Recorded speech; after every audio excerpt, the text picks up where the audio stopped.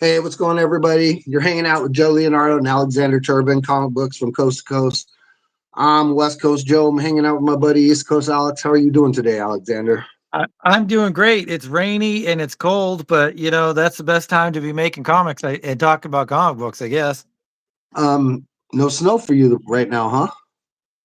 No, we haven't had snow in like a couple weeks, a few weeks. Well, no, maybe last week we have because we have a big canoe race every year, and we live on right on the stream, and where the race goes by every year, so that's kind of cool.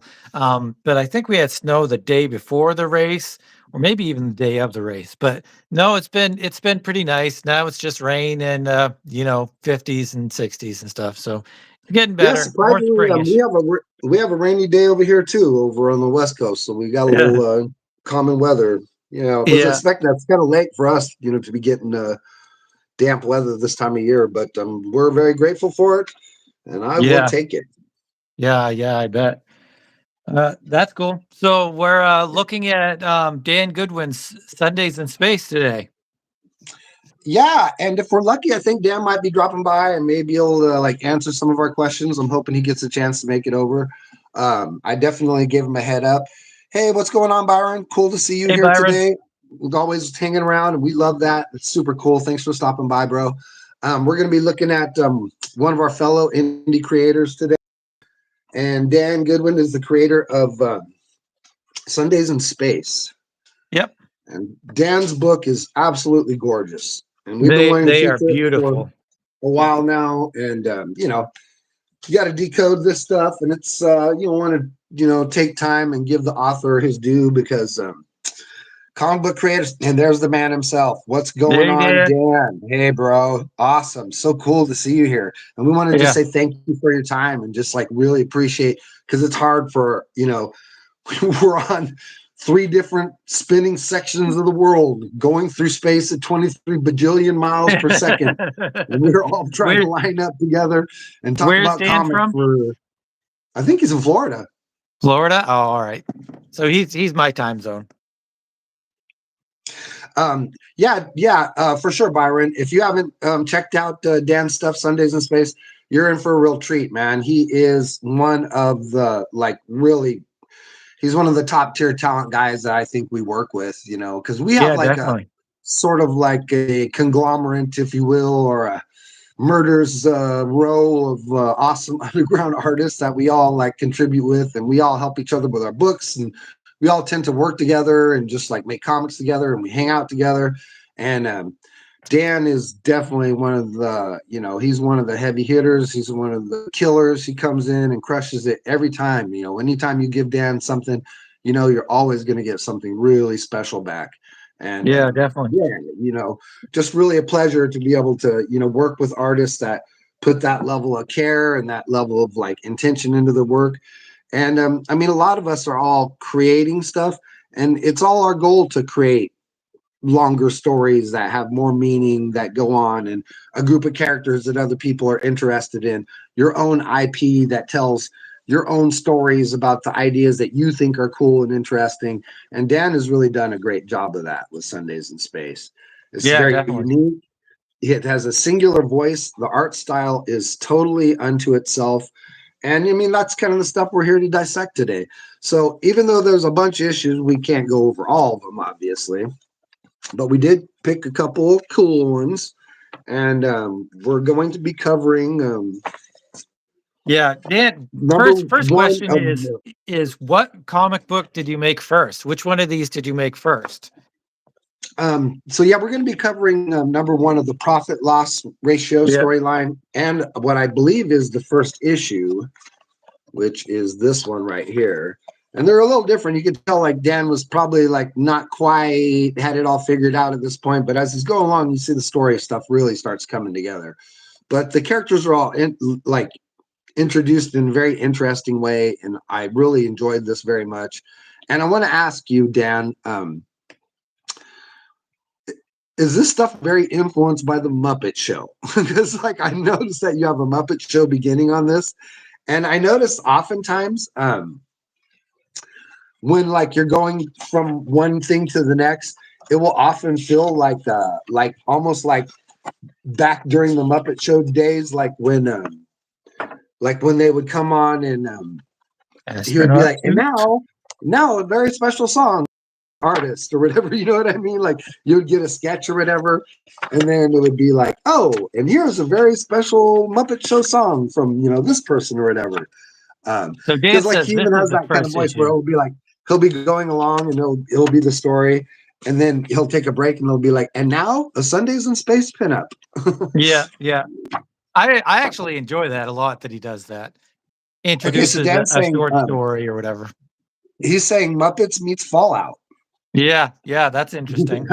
And I can see that, Are you dude. also into Firefly and because it has a little bit of a Firefly feel to it as well.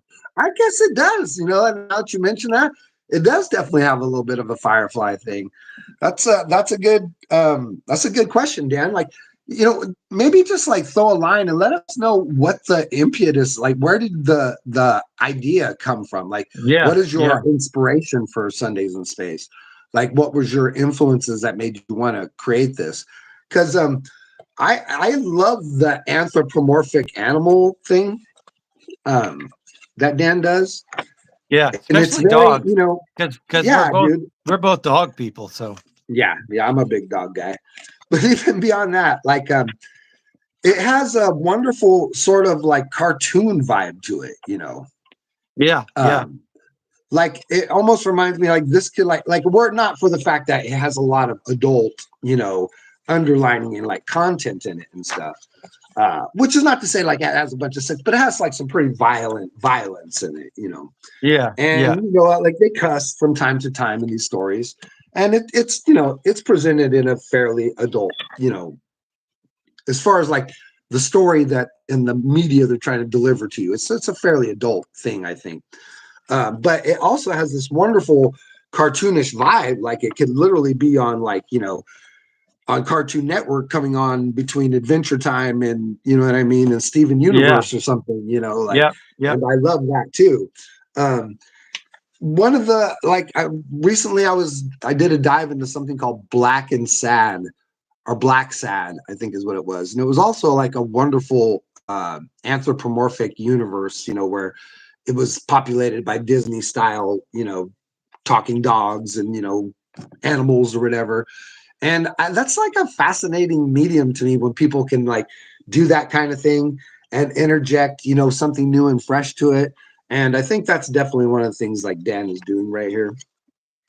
One of the things that you and I both like, there's a couple of movies. I can't remember who does it. It's some Canadian show. The ones that did Daniel, the Devil and Daniel Mouse, and what's that other one that you were talking about? That was inspiration for Six Lords of Sound.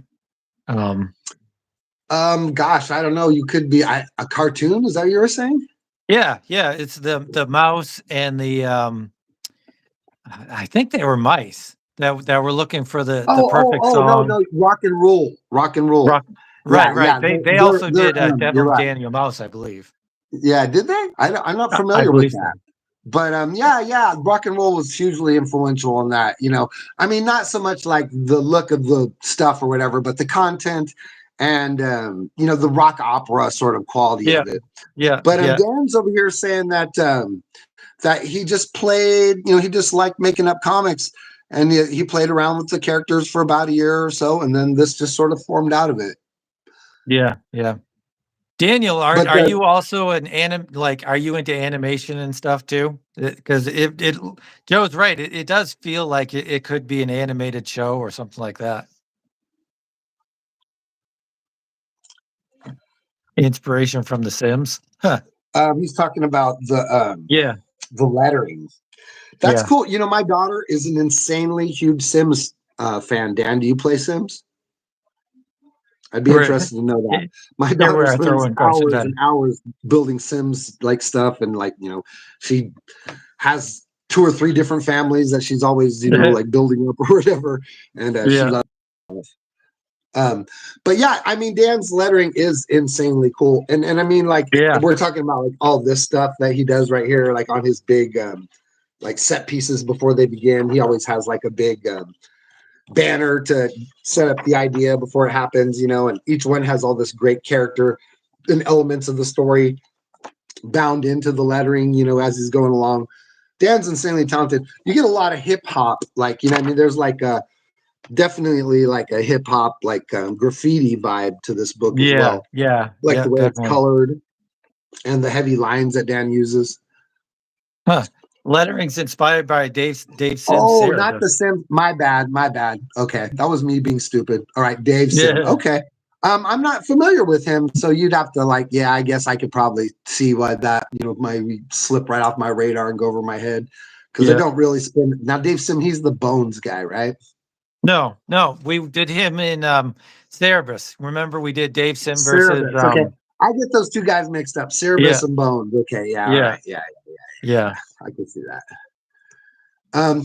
Yeah, I wish I knew a little bit more about some of those underground guys, like I don't really, like in all honestly, I really don't have any authority to speak on their material very much because I really don't know anything about it to, haven't like Yeah, studied it yeah, in any like extent or any meaningful way, which is a little bit right. of a bummer. But I'm like showing my comic book weaknesses right now, you know what I mean? Because I Hey, don't. everybody has their the things they're really into and the stuff that they're not really into. I mean, it's just everybody's personal preference, which is one of the reasons we're doing those artist comparisons, just to kind of see what everybody does like and stuff. And I know that Dan was I saw him talking recently where he was talking about how his father was the inspiration for his comic book making, that his dad loved comics and they shared that together. And it's Dan's way of like continuing to create and share in that joy that him and his father had experienced when he was younger. And I think that's amazing because like I personally hold on, he's saying some here. Joe, I'll send you some samples of his lettering. You'll be blown away. Oh, that's awesome, dude. I would love that. Like for sure. Because I'm really fascinated by the whole lettering thing. And the more I do it by hand, the more I get into it. And lettering is a lost art right now with the digital cause, like because everybody could just punch in a lot of different fonts and get a lot of different things. But no I'm one cool could with punch that. in this, you know what I mean? That kind of thing, like no one. Yeah, yeah, yeah, definitely. Oh yeah, for sure, Byron. We are definitely all on our own comic book journey, and we all, everybody has a different inspiration for it or whatever, and everybody's coming at it from a different way. Like, I personally, like, no one in my family encouraged me to be an artist or wanted me to do it, especially not my father. Like, I didn't have anyone that was like, "Oh, you're so good" or anything like that. Like, mostly my family didn't really understand that, understand why I like this so much. Yeah, Now, my mom never discouraged it, you know what I mean? And she would buy art pads and things like that for me if I wanted them, or coloring books. And that's the kind of stuff I drew from, because I would redraw images in my coloring books or spend a lot of time, very carefully coloring in the lines in my coloring book, trying to make them into finished art pieces, not really understanding why you're doing it as a kid, but knowing that I appreciated them when they were all done and tight, you know what I mean? And they were all completed pictures, because that was like, I want to say one of the very beginning points for me as a kid was like coloring pages of coloring books, but making sure you colored the entire page, like even the huh, stuff you didn't want. Because there's like, you're coloring a GI Joe coloring book, and maybe it's a picture of him on a Jeep in a jungle, and all you really want to color is GI Joe sitting in the Jeep. But you have to color the Jeep, and then you have to color the tires, and you have to color the sand, and you have to color the jungle, and you have to color the sky. You know what I mean? When you're a little kid, that all yeah, seems like a lot. But I yeah, would yeah. sit there very carefully and color all of the lines in, you know what I mean, Huh, until my huh. whole picture was finished, And I feel like that's one of the, I've never really been into coloring books ever. I think I I mean, when you're always was little, like, I think I was always like, I want to make my own pictures and color them in. I don't want to color somebody else's artwork, I guess. yeah, I could see that too. I mean, I did that too. Like I would Yeah. draw the pictures, you know what I mean? But I would Right. also carefully color them in so that Right. when I looked at my coloring book, the whole thing would look like a finished colored book, like a comic book is supposed to look Right. or whatever. You know what I Right. mean? Right. Because the coloring book is just and my kid eyes was a comic book with no colors on it essentially, but instead of panels, each page was one panel. You know what I mean? Kind of how a coloring book worked. Yeah. It would tell one story, but it would tell one page informational page turn kind of thing. Yeah. Dan says shout out to Giovanna's colors on these, and yeah, that's definitely a big part of your book. I was going to We're say, you looking guys are a at real 1-2 punch together. You know what I yeah, mean? And yeah. it's so identifiable. Like your guys' color and your art really mash up well. Where did you meet Joanna? I'm curious, dude. Did you just meet her online, or are you guys friends in a local way, or is there anything like that? Or do you just like send your stuff to her? Is she like outside your state or anything? Yeah, yeah, I'm wondering about that too. Um, yeah, yeah, she does. She is it, yeah, does a real Because great she's a job big though. part of it. Awesome. You know what I mean? Like she Yeah, really is. And it all comes together pretty beautifully. Now, Dan's got some issues just like we all do. And sometimes I can get lost in the level amount of detail that he does. But I want to say, like, most of that is in the earlier issues. Like by now, like yeah, he's a few issues in, and man, that's starting to be really clean and it's really understandable. Like I'm not struggling to, tell what's happening at all. Everything is pretty straightforward, and I get it for the most part. I mean, there is definitely a sensation of like you have to like look at the stuff for a moment and let things resolve, because like it could be a little tough to like understand everything the second you put at it, because he puts a lot of information on there for you. There's like a lot of information on here. So we have all this wonderful yeah, background definitely. stuff. We have this like big hunk of meat because he just defeated this dude back here or whatever. It's like this guy, I think it's like one of his haunches here. And he's like got it slung over his shoulder like a caveman, and this big red freaking muscle freaking texture back here, and all this blood coming down his what I mean. And we got all this crash and all this like information and this beautiful sun in the background, and it's pumping, what I mean. There's just the colors are all, and this one's really nice too because those colors are all complementing and very beautiful. And really cool pinup, really cool and stylized. Who is this? Trashy Dreams. That guy's pretty dope. But do you Yeah, want to talk about the story a little bit? yeah, yeah. And also we're gonna link in where you can get a copies of these to Dan's website. It's I believe it's the Dog Pound. Is that what it is? Doghouse. Dog. That's his I think website. It's it's the Doghouse. Doghouse. Yeah. I believe So so. we're Yeah. gonna put links to his Instagram page and his website as well. Yeah, put up that information, anything that you need us to see there, Dan. That way we can make sure we get it totally right. And Yeah, yeah. I'm curious, Dan, did your family encourage your art when you were young? Did your dad really encourage you to draw, or does that something you just took on yourself? I'm always curious. I'd be interested in knowing that about you as well, Alex. Like, did your family like encourage you to draw and stuff like that? Did it like Yeah, glad your oh, way to? definitely. My grandmother was an artist, and so I would like do drawings with her and stuff. She lived in New York though, so I would only see her, 3 or 4 times a year or whatever.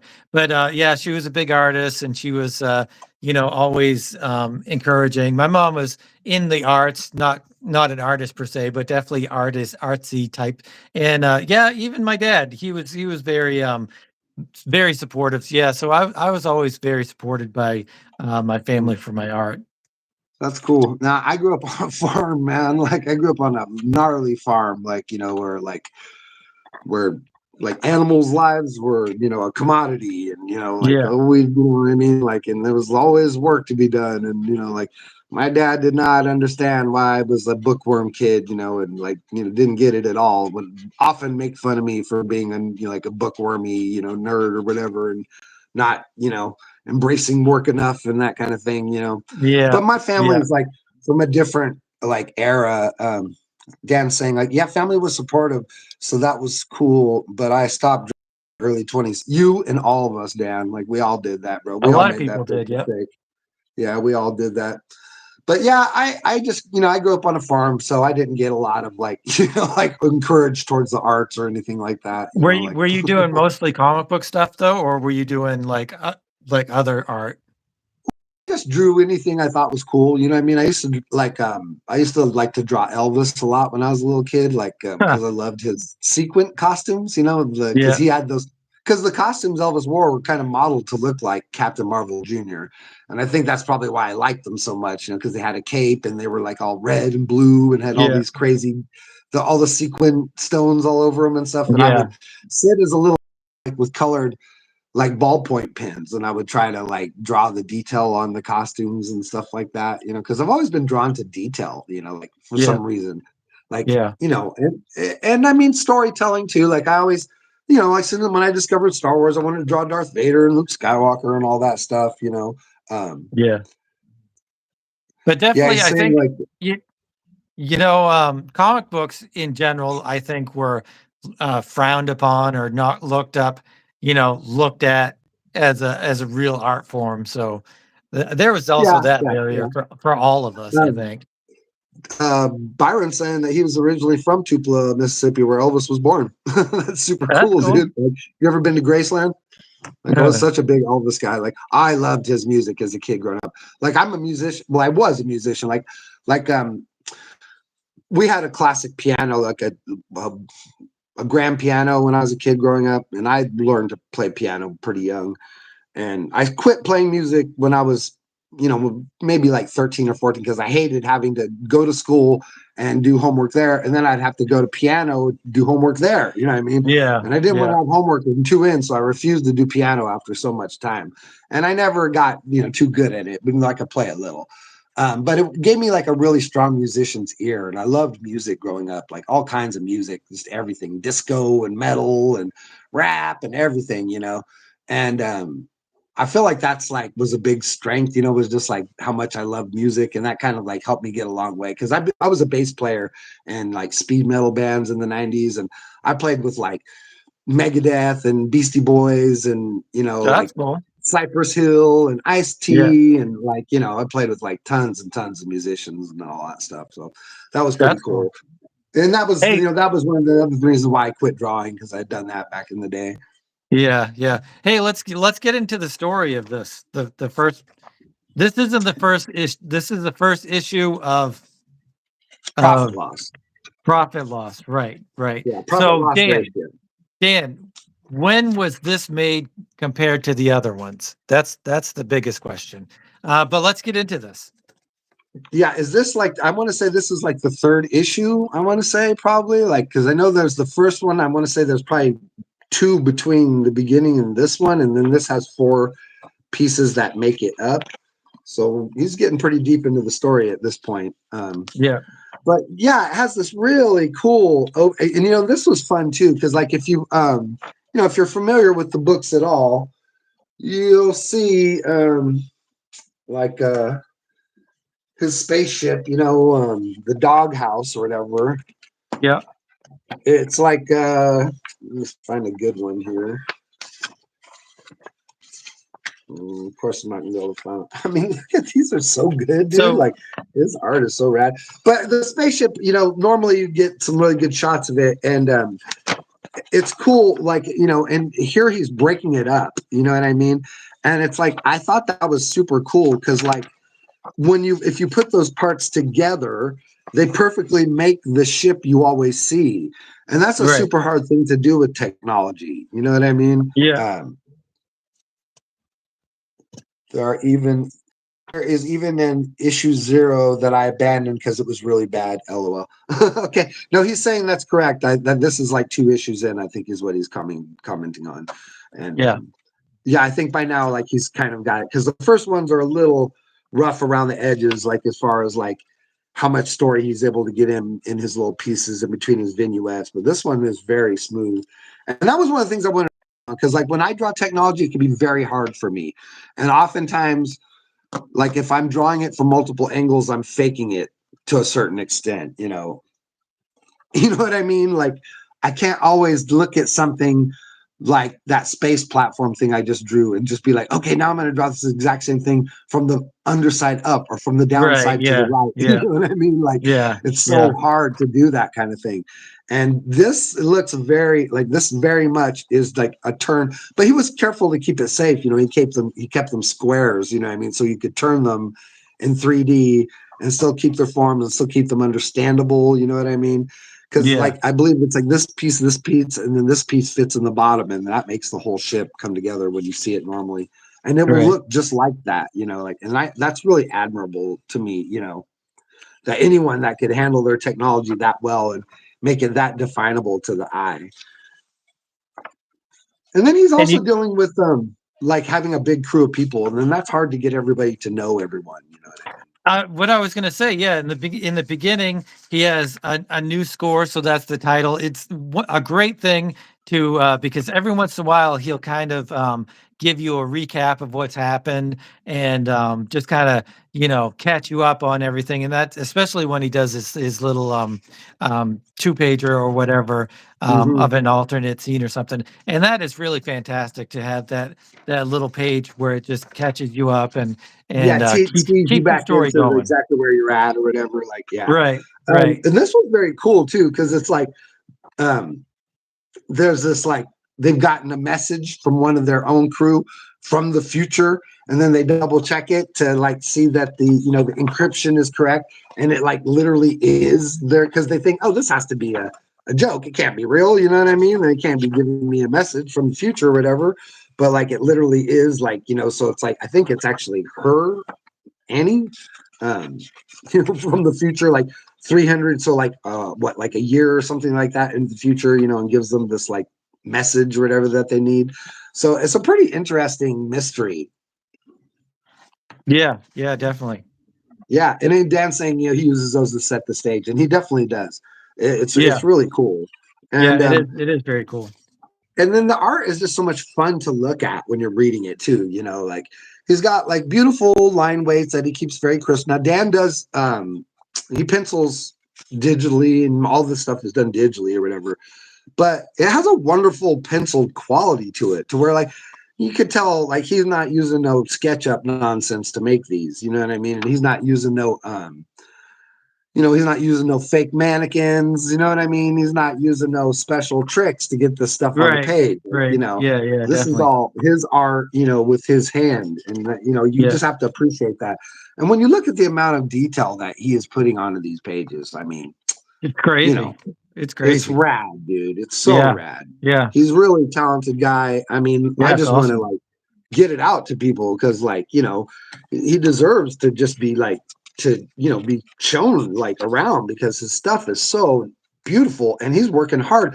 And we're, just like you, Alex, he has a pretty large body of work that he has published, and got Yeah, him yeah, put out himself. And I'm always so like, have so much admiration for creators like you and like creators like Dan, who are just out there muscling through the work. I mean, nobody is paying Dan to do these books. You know what I mean? yeah, yeah, He just does them for his sheer love of storytelling and creating. And that's what we, can't put that out into the world enough. How much this like show is all about keep on creating. We love it when people, create this stuff. We love it when they put their heart and soul on the page and when they bleed for the story and they just like, because we're sitting here loving it with you, and we want to see what happens next. We want to see the next book. We want it to keep on going. We want the amazing, because like we don't want comic books to die. This is a medium that can never go away. It's so important. And I always feel like one of the true meaningful things of like one of the true ways to measure or gauge how important something is in a society is how many people engage in it as a personal thing on the side. You know what I mean? It's like filmmaking, like how many people are out there in the world making little movies on their iPhones and stuff like that. right, You know what I mean? right. There's just billions and millions of them out there because like film is one of our most important medias. How many authors are out there writing books that people may never read except for their family and friends online and stuff like that. There's a lot of people out there, struggling to get their art out, to get it created, even though no one is paying them for it and no one is giving them much credit for doing it. And I always think like that's a big gauge of a society for how important like a media or like a type of informational display is to a society, like how many people are taking place in it. So I love to see people creating comics And I love to see creators like Dan, working hard because it's so amazing. And this was one of my favorite parts in the story right here, personally. Um, as The the as googly the eyed. story, yeah, as the story ramps up or whatever, because the way it works is he's telling it in like a series of like, first we have the main part of the story where first we learn the mystery of like and this character who's like delivered a message from the past, setting up this mystery, and then they're getting ready to do a crime on this corporate Yeah. ship that's coming in, and they're Yeah. pretending like they're just like, oh, like they're just traveling. They have to comply with these guys coming on board and having an inspection, but really they're going to like raid these dudes and get some informational stuff from them. And so we see a quick flashback, of like how those characters had met in their previous, and they're two doghouse characters, and Were you they talking have about a date night? little adventure. What's that? Date Yeah, night. Yeah, yeah. I like how they're talking about like one of them says something about how'd you get the blood on your shirt, and then Yeah, it just yeah, kind of they leave it, and then he goes into date night, which explains exactly how he exactly got the how it blood on the happened. shirt, which is really fantastic. Yeah, it's really fantastic. Yeah. And it's really great too, the way he does, because like, it's all going fine and the shirt's looking nice and clean until we get to here at the very end when he's like throwing this dude's like, severed limb over his shoulder, and then we see the blood is dripping down just exactly where it was in the in the previous scene or whatever. When they're like, oh, Right. you got blood in your best white shirt. Yeah, really cool stuff, man. And then we come to the guys. This is actually the corporation like coming on board their ship, and here's Captain Red, complying or whatever. And it's a raid, and they try to get these dudes, but they end up accidentally wounding Captain Red pretty badly here, and he's, since he's companions with the chick who's running this raid, and knows they know each other from the past. She's trying to cover for him, even though he's clearly a space criminal who's like super wanted on a bunch of different things. And they're all like, Commander, we need to arrest this guy. And she's just like, space that, dude. Like, how many times have I saved your butt? And then this whole freaking with this character who, like, I know they come into play later on in the story too. Like, this is like one of the main characters in the profit loss thing as it Yeah. goes along. And we'll probably come back and do another one of these issues too, as we like go through all profit loss, as we like, because we're just looking for stuff to have episodes about. Wait, here's Dan again. Was kind of worried having main characters eat each other's eat other characters, but that's just kind of the vibe. Yeah. Well, it's anthropomorphic animals. So if there was Yeah. ever a Yeah. universe where they could eat each other without it being cannibalism, I think you've Mhm. definitely created that. Because like that, that you mentioned that is even like a little funny because I never once thought like cannibalism at all. You know what I mean? Yeah. And probably just simply because it is anthropomorphic animals. Right. Right. But that's so And I cool and mean, it's so much fun. they kinda talk about that, like, the society that they live in, like, they're dogs, so they do Yeah. dog things. Yeah, they do. You will see like Captain Red occasionally like scooch his butt across the ground or whatever, you know what I mean? Like Yeah. do something very dog like that. Or he Yeah. will stop and scratch his back of his ear with his leg or whatever, you know what I mean? Just to every once in a while, just not to, forget that these guys are dogs. But as the whole raid thing, and this was probably my favorite part of the story, we cut to this sort of Mojo Jojo s character, and not Mojo Jojo, Mojo from Mojo World. Is that your Yeah. inspiration for this guy, dude? That's what I Let was me know, thinking. Dan, because this is so Mojo, from Mojo Verse or whatever, and I loved it, and it looks fantastic. And Joanna's colors are popping on this thing, dude. Like I love the little blue veins and the like purple pinkish skin, dude, Yeah. on this Yeah. guy. This Yeah. is so dope, Dan. That's just beautiful. Beautiful, Yeah. beautiful, beautiful. And the Yeah. next like 2-page spread is so awesome. And we're getting a big, like, just like you talked about, he's given a big preview of what we're about to get. It's the Googly Eye show. And this guy, his whole thing is he's got a oh yeah, he says definitely. Yeah, definitely. He's all that was definitely Mojo. Okay, nice. Obviously, we keyed in on that. But I just wanted to make sure that that was where it was coming from. But I loved this, Dan.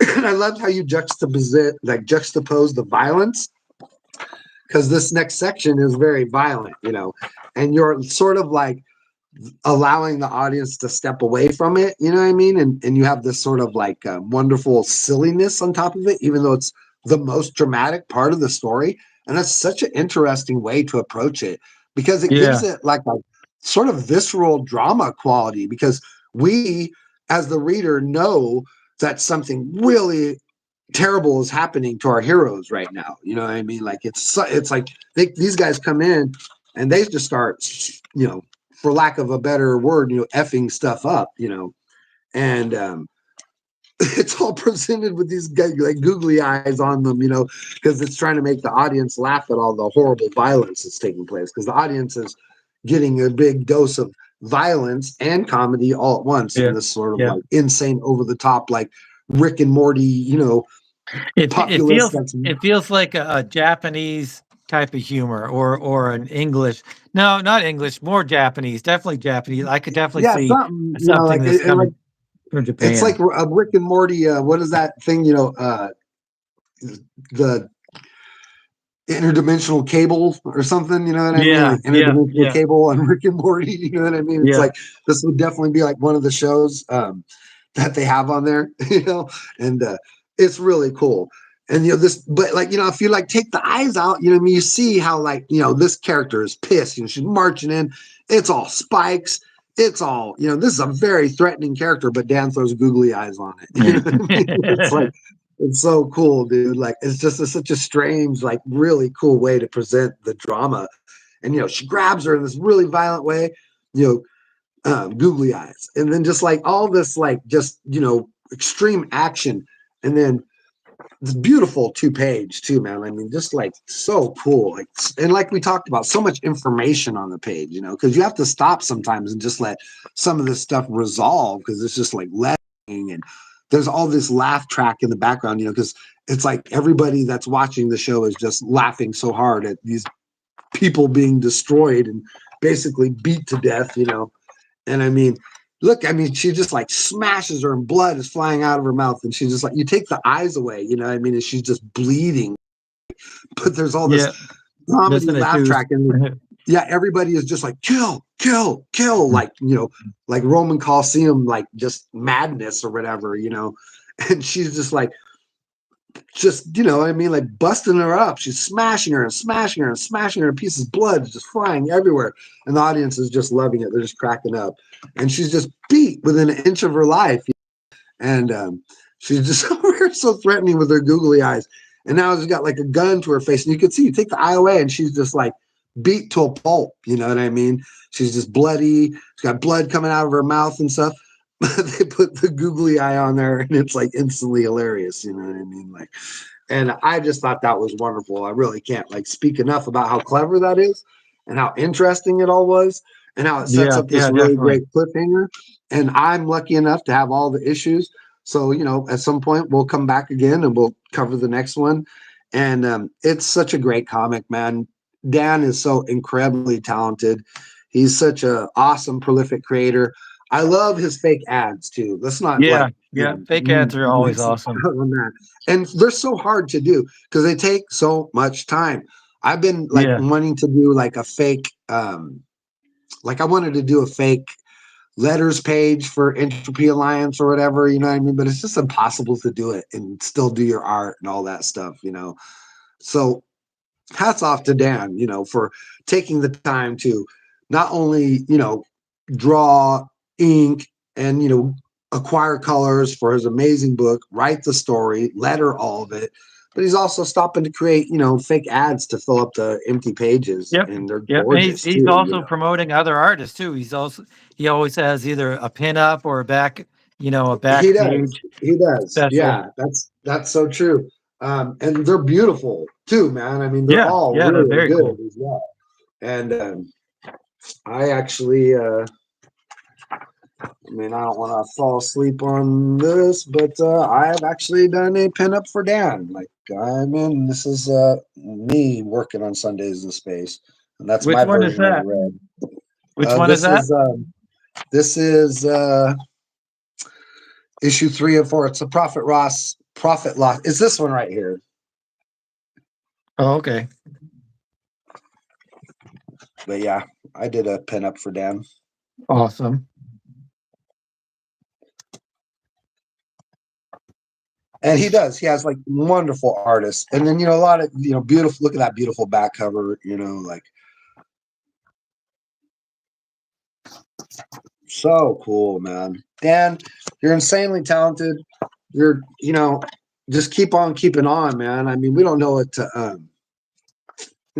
it's like you're one of the standout dudes. Like every time you work on someone's stuff, like, and as a matter of fact, like the bikini, I wish I had it with me right near. I was looking for it. I'm not sure where it is in my collection, but the latest Soaked in Blood has a wonderful story from Dan in it called Knife Girls of Bikini Beach or Bikini Girls of Knife Beach or something like that. And it's amazing too.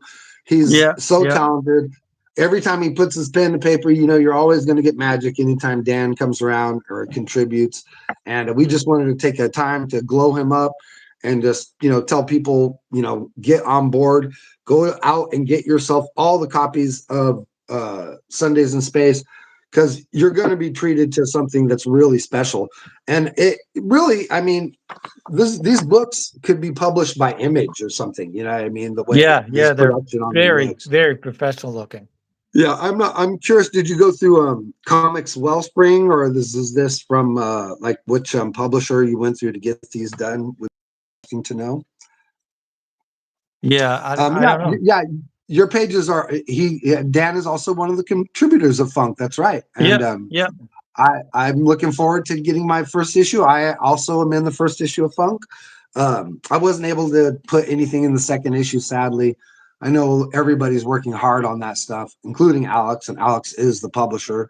And Wellspring, okay, Comics Yeah. Wellspring, and Yep. I'm sure Yeah. these They do a are good job. probably a few pennies to get made. You know what I mean? Yeah. This is not I bet full Wellspring is color. not cheap to go through. Yeah, and full color and high gloss like this. I Yeah. mean, you know, Beautiful though. beautiful, Beautiful. beautiful stuff. So anyone who wants to get a hold of Dan's stuff, definitely go to his website or direct message him on Instagram at Daniel Goodwin, which is a doghouse on Instagram. And he's going to be able to get you your copies real quick, and you're going to be treated to something really special. And I just can't say enough that everybody needs to go out there and get their hands on Dan's comics. But Alex and I are comic book creators too. Yep. And And we have our own comics that we're selling. And I'm the creator of Six Lords of Sound. But Alex and I together, along with another group of our creators that we hang out with, I've been working on our latest book, and that's the Entropy Alliance. And its first issue is hot off the presses.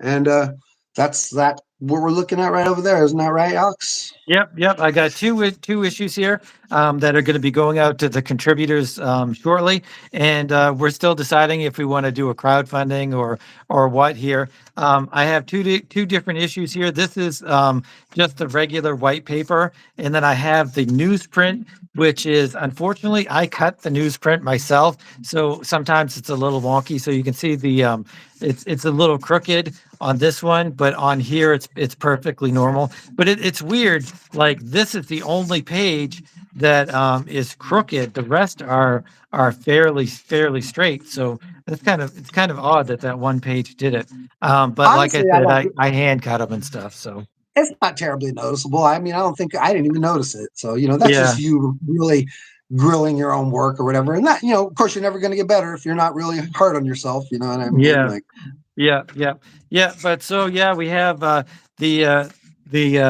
inside page, which you did, which has all of the contributors and has a little bit of an introduction to it, and then it has 7 pages of my work, which is kind of the introduction to Dr. Entropy into our world or whatever, and then it's got a great little story by Jamie Barrows. Gary Barrows, he's amazing. Really, Jamie Yep. does incredible work. Yep. And I don't know if we want to go into the story too much. Spoilers for Yeah. people. We don't want to do now. We're not trying to do that. But if you Yeah. want to take a look at the other, you don't have to show my stuff at the end either. You could just you want to show the other guy's stuff real fast, and just Yeah. It's tell people Alex this is our latest book. Kaiju. Yeah, it's coming out pretty soon. We got just came off the press, so people are getting their copies, and people are going to be ordering copies. So soon as everybody gets their copies, there'll be stuff available for everybody. I'll be selling copies of this shortly. I know Alex is going to be selling copies of this shortly, and then there'll be a second issue of this story coming out not too far distant future. It's literally almost done right now. So Yep. this is going to be a continuing story that Alex and I are working on. We'll probably have other contributors come and go here and there in places in the book. But as of right now, this is becoming like a pretty big project. And this is sort of like my next big project that I'm working on. We'll have it closed off and, ready to go. And then hopefully like 5 issues and not bleed it out to too long of the thing, somewhere between 3 and 5 issues. I'm hoping we can wrap it all up nicely. We'll But I see. have You a never big know. story we want to tell. Yeah. Like we'll have to play it by ear because like the important thing is to tell the story and it's like fruition and not scrape or skimp anywhere. You know what I mean? Because the story is good and I want to tell it correctly. And that's basically what it's about. Because like Alex came up with this really good idea and it's not the type of thing you could tell in a single issue. So like the whole thing is just like trying to bring it together in a meaningful way. And we'll see how it lands. Either we'll land on our face or land on our feet. We'll see. But either way, you guys are going to get some cool comic books out of it. And I think that's what's important. Yep. Yep. Definitely. Definitely. And And so we'll see where it goes. we want to thank Dan for stopping by and hanging out with us today. So cool. Thank you, Dan. Like, we love your stuff. We love the book. Can't speak high enough of it. Everybody go out and get yourself a copy of it. And we also want to thank Byron. He always comes over and hangs out with us. Any contributors that come over and hang out, we thank you guys so much. We love to talk comics and hang out with you guys and look at comics together. We love to show our artist friends and their great work because nobody's getting enough coverage, in this world. Everybody needs a little glow up and everybody needs a little time to shine.